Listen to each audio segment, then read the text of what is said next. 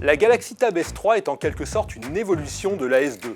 On retrouve le même format 4/3 avec un écran 9,7 pouces, mais le boîtier a été amélioré et comporte maintenant du métal et du verre. Et surtout, la Galaxy Tab S3 est livrée en standard avec un stylet.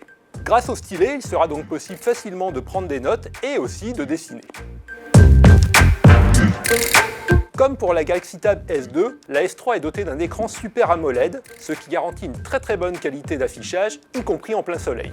De plus, c'est une des rares tablettes à pouvoir gérer l'affichage HDR pour les vidéos, ce qui permet d'avoir du détail dans les scènes sombres et une très bonne luminosité et un excellent rendu des couleurs.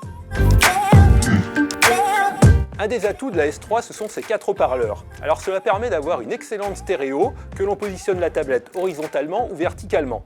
Par contre, c'est une tablette, donc le son manque un peu de basse.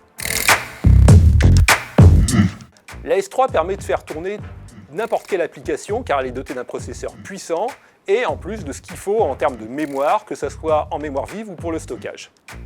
Il n'y aura donc aucun problème pour utiliser la tablette pour surfer sur le web, regarder des photos ou des vidéos, et même jouer en 3D.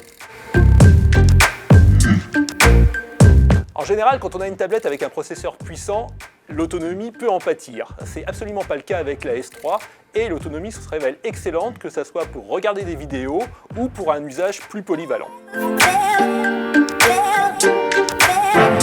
La Tab S3 coûte 679 €. C'est à peu près le prix de l'iPad Pro 9,7 pouces. Mais la différence est que la S3 est donc livrée en standard avec le stylet, alors que sur l'iPad Pro, il faut débourser environ 100 € pour le stylet. En revanche, l'iPad Pro est un peu meilleur pour la prise de photos et de vidéos, et surtout, il fonctionne sous iOS. Donc les gens qui adorent iOS auront peut-être du mal à passer sur Android avec la Galaxy Tab S3.